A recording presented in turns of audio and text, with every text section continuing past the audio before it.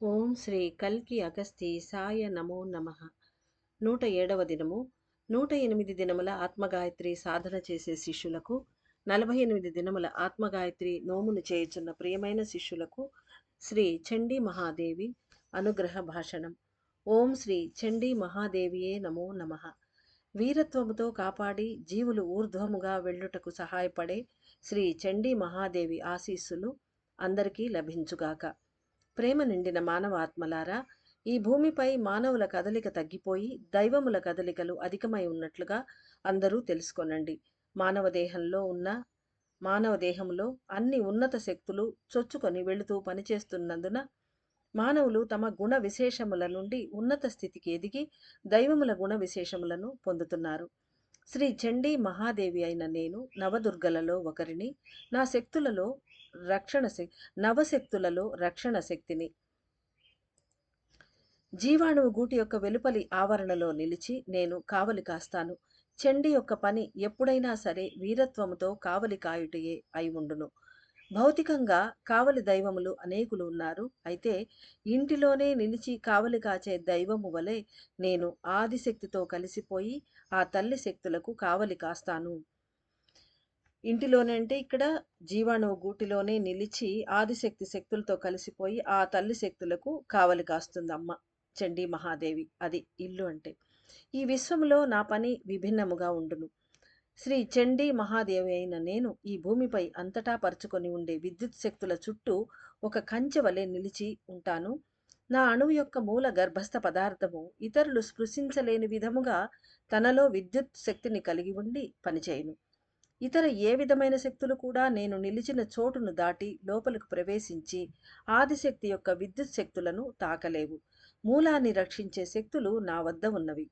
నా తత్వము వీర్యవంతమైన విద్యుత్ శక్తియే. ఇతర అన్ని ఉష్ణ శక్తుల కన్నను నేను భిన్నమైన ఉష్ణశక్తిని కలిగి ఉన్నాను. విద్యుత్ తరంగాలని కాపాడే విద్యుత్ శక్తిగా నేను వెలుగొందుచున్నాను. శ్రీ చండీ మహాదేవి అయిన నేను విద్యుత్తునే కాపాడే విద్యుత్ శక్తిని అయి ఉన్నాను. అది ఎలా అని తెలుసుకొనండి. ప్రేమ అనే శక్తిని కరుణ అనే మహాశక్తులే కాచి కాపాడును. కరుణ అనే మహాశక్తులలో ప్రేమ అనే శక్తులు కూడా కలిసి ఉంటాయి. ప్రేమ అనే శక్తిని చుట్టి నిలిచి రక్షించే ఒక రక్షణా వలయమే కరుణ అనే శక్తులు అయి ఉన్నవి. కావున విద్యుత్ శక్తులలో ఒక ప్రత్యేక వీర్యవంతమైన శక్తులనే నేను కలిగి ఉన్నాను అని తెలుసుకొనండి.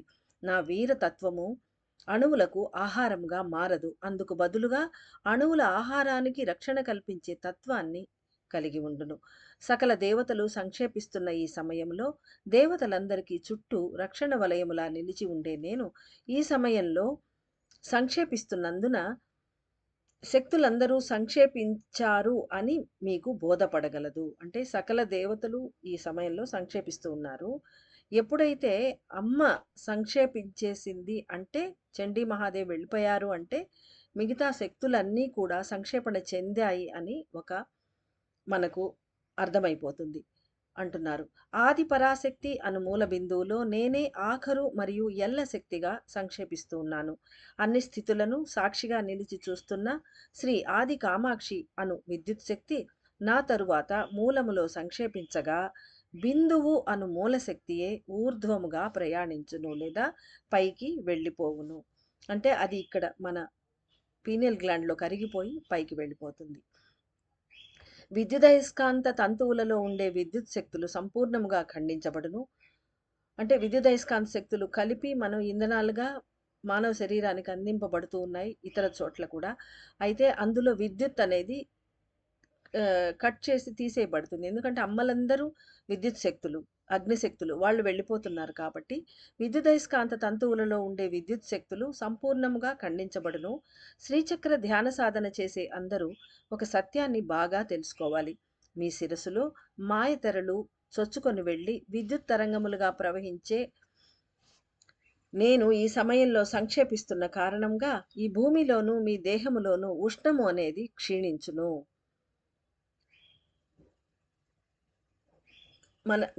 మానవ శిరస్సులో మాయ తెరలను చొచ్చుకొని అందులో నుంచి వెళ్ళి విద్యుత్ తరంగాలుగా చండీ మహాదేవి ప్రవహిస్తూ ఉంటుందట. అలా ప్రవహించే అమ్మ ఈ సమయంలో సంక్షేపిస్తున్న కారణంగా భూమిలోనూ మన దేహంలోనూ ఉష్ణం అనేది తగ్గిపోతుంది అంటున్నారు. సంపూర్ణమైన శీతలత్వము పెరిగిపోవును. కరుణ అనే శక్తులు ఈ సమయంలో నాతోనే కలిసిపోయి సంక్షేపించును. మరలా జాగృతి చెంది ఒక కొత్తదనంతో నేను వ్యక్తమవుతాను. ఈ సమయంలో సంక్షేపించుటకు మొదలుపెట్టిన నేను మీ శిరస్సులలో పూర్తిగా ప్రసరిస్తాను. ఈ రోజంతా మీ శరీరంలో కరుణ అనే శీతల శక్తులు పెరుగుటను గమనించగలరు. శరీరము యొక్క ఉష్ణం అనేది తగ్గిపోయి కనిపించును. కరుణ అనే శీతల శక్తులు వేగవంతముగా ప్రవహించును. ఆత్మ అణువుల అయస్కాంత శక్తి ఉష్ణశక్తిని చొచ్చుకొని వెళ్ళాలి అంటే నా నుంచి రక్షణను పొందవలెను. అంటే ఆత్మ అణువుల అయస్కాంత శక్తి ఆ హీట్‌లో నుంచి వెళ్ళాలి అంటే అమ్మ రక్షణతోటే వెళ్ళాలి అంటున్నారు. ఈ రోజున చండీ మహాదేవి అయిన నేను ఈ భూగ్రహమంతటా నా శక్తులను పంచిపెడతానని తెలుసుకోవాలి. ఇంతకాలం వరకు నేను కరుణ అనే శక్తులను కురిపిస్తూ ఉన్నాను. అయితే మానవులు ఎవరూ వాటిని తెలుసుకొని సక్రమముగా స్వీకరించలేదు. దీనికి కారణము తెరలే. నా వద్ద మిగిలిన శక్తులను సంపూర్ణముగా కురిపించి వెళ్తాను. అంటే అమ్మ సంక్షేపణ చెందే లోపల అమ్మ దగ్గర మిగిలి ఉన్న ఇంతవరకు మనకు పంచిపెట్టిందయితే వి నెవర్ యూజ్డ్ ఇట్. మనం యూజ్ చేసుకోకుండానే ఉంది. వేస్ట్ చేసుకున్నాము. ఇప్పుడు మిగిలిన శక్తులను కురిపించి వెళ్తానని మనకు అమ్మ సమాచారం అందించి వెళ్తున్నారు. అంటే ఇక ఇవైనా యూజ్ చేసుకోమని. శ్రీచక్ర ధ్యాన సాధన చేసేవారు ఈ సమయంలో శరీరమంతటా చల్లదనం ప్రవహించుటను అనుభూతి చెందగలరు. నేను పూర్తిగా సంక్షేపించిన తర్వాత ఆది పరాశక్తితో కలిసిపోతాను. అయితే వేరొక విధమైన శక్తులుగా రూపొంది త్వరలోనే వెలికి వచ్చి మహాకాళేశ్వరునికి సహాయపడతాను అని తెలుసుకోనండి. ఆది పరాశక్తి అనే మూలశక్తి తనను తానే పునరుజ్జీవింపజేసుకునే వరకు అంటే అమ్మ మళ్ళీ తానే రిజ్యువినేట్ చేసుకుంటుంది. అన్ని శక్తి స్థితులకు నేనే ప్రతినిధిగా నిలిచి పనిచేస్తాను. అంటే ఆది పరాశక్తిలో అన్ని శక్తులు కలిసిపోయి అమ్మ బిందువులో కలిసిపోయారు. అంటే కలిసిపోతారు ఫైనల్‌గా. ఆ కలిసిపోయాక బిందువు కూడా వెళ్ళిపోతుంది. కరిగిపోయి పైకి వెళ్ళిపోతుందని చెప్పారు. కాబట్టి ఇప్పుడు ఏ శక్తి లేనప్పుడు అన్ని శక్తులకు ప్రత్యామ్నాయంగా అమ్మే ప్రతినిధిగా ఒక ప్రత్యామ్నాయంగానే కాక అమ్మ అందరికీ ప్రతినిధిగా నిలిచి అందరి పనులకు ఆమె నిలిచి పనిచేస్తారు మన తలలో. జీవాణువు గూడు అనేది కరిగిపోయినను నా రక్షణ వ్యవస్థ అనేది క్షీణించక నిలిచి ఉండును. అంటే జీవాణువు గూట్లో అమ్మ జీవాణువు గూడు చుట్టూ ఒక వలయంలాగా రక్షణ వలయం ఏర్పాటు చేసి కాపల కాస్తూ ఉంటాను అని చెప్పింది అమ్మ. కాపలా. సో, ఇప్పుడు జీవాణువు గూడు కరిగిపోతే అమ్మ గూడా వెళ్ళిపోతే అప్పుడు ఎలా అనుకుంటే, ఆ రక్షణ వ్యవస్థ చుట్టూ ఏదైతే ప్రహరీ గోడ వలె ఉంటుందో అమ్మ, అది పోదట. అమ్మ వెళ్ళిపోయినా కూడా. నా రక్షణ వ్యవస్థ అనేది క్షీణించక నిలిచి ఉండును. నేను పూర్తిగా కరిగిపోయినను, సంపూర్ణ సంక్షేపణ చెందలేదు అని మీరు అర్థం చేసుకోవాలి. జీవాణువు గూడు లేని ఒక మానవుని శిరస్సులో వేరే ఆత్మలు తమ ప్రాణమును ప్రతిష్ఠింపజేసి మీ దేహమును స్వీకరించగలరు అని తెలుసుకోవాలి. అంటే అక్కడ ఖాళీ అయిన చోట్లో వేరే ఆత్మలొచ్చి ప్రవేశిస్తాయట. ఎంత భయంకరమైన స్థితి అది. ఉన్నత ఆత్మలు కూడా ఈ విధముగా చేయుటకు ప్రయత్నించవచ్చును. అంటే ఎవరైనా ఉత్తమమైన ఆత్మలు దేహం కావాలి అని వాళ్ళు కూడా రావచ్చట. అసుర ఆత్మలు కూడా ఈ పనికి ప్రయత్నించవచ్చును. కాబట్టి రాక్షసులు కూడా వచ్చే అవకాశాలున్నాయి. ఉన్నత ఆత్మలొస్తే పర్వాలేదు. కానీ అసురులు మన దేహాన్ని యూజ్ చేసుకొని వాళ్ళకి కావాల్సిన పనులు వాళ్ళు చేయించుకుంటే ప్రమాదం. కాబట్టి సత్యయుగ బీజములుగా వికసించే ప్రతి ఒక్క మనిషిని కాపాడుట అనేది నా యొక్క మహా పెద్ద బాధ్యత అయి ఉన్నది. అందువలననే బిందువు పైకి వెళ్ళిపోయినను అంటే బిందువులో అందరు అమ్మలు వెళ్ళిపోయాక ఆఖరున కామాక్షిదేవి కూడా వెళ్ళిపోయాక బిందువు తానే కరిగిపోతుంది. మూలంలోకి వెళ్ళిపోతుంది. అలా వెళ్ళిపోయాక కూడా అమ్మ రక్షణ వ్యవస్థ అలాగే ఉంచుతాను అన్నారు. ఆమె పూర్తిగా 100% సంక్షేపించను అన్నారు. కాబట్టి మన పీనియల్ గ్లాండ్ దగ్గర వేరే ఆత్మలొచ్చి నివాసం చేయటం మొదలుపెడతాయి కాబట్టి, ఈ అతి కష్టం మీద సత్యయుగ బీజాలని అగస్త్యుల వారు తయారు చేశారు. వాళ్ళను కాపాడడం అనేది నాది మహా పెద్ద గురుతర బాధ్యత అంటున్నారమ్మ.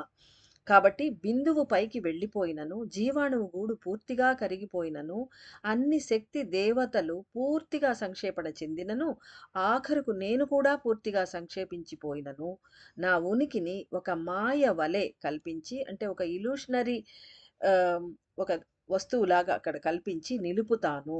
అంటే జీవాణువు గూడు చుట్టూ. పైరు వేసి ఉన్న ఒక పొలమునకు ఒక ముళ్ళ కంచె అనే దానిని మానవులు ఏర్పాటు చేస్తారు. పైరును కోసివేసిన తర్వాత కూడా ముళ్ళ కంచె దానికి రక్షణ చేస్తూ అలాగే నిలిచి ఉంటుంది. అలాగే నేను కూడా పని చేస్తాను అని గ్రహించండి. అంటే పొలంలో హార్వెస్ట్ అంతా చేసేసాక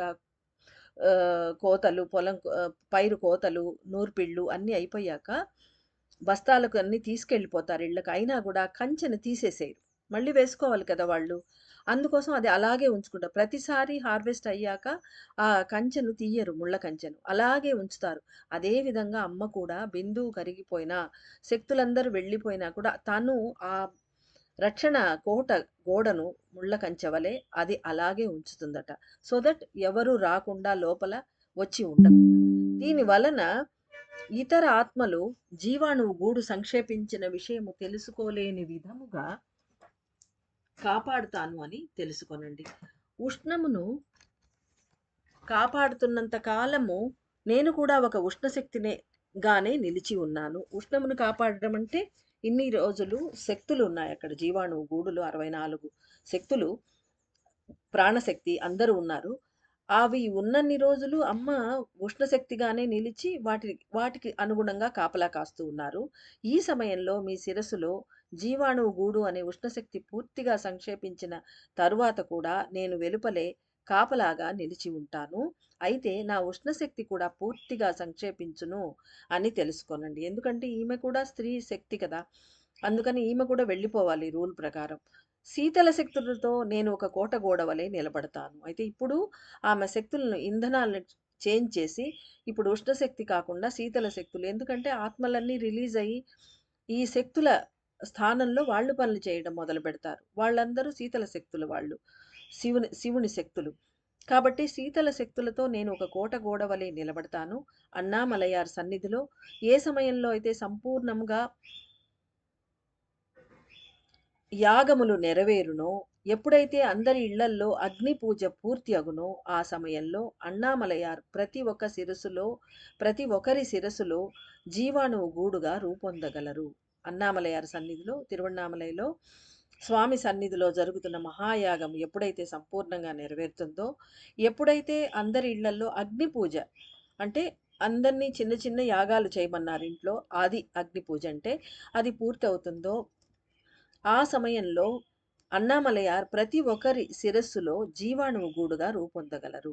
అవన్నీ సాధకులందరి ఇళ్లల్లో పూర్తి అయ్యాక, మహాయాగం తిరువణ్ణామలైలో పూర్తయ్యాక, అప్పుడు అన్నామలయారు ప్రతి ఒక్కళ్ళ శిరస్సులో ఆయన పీనియల్ గ్లాండ్ లాగా రూపొందుతారు.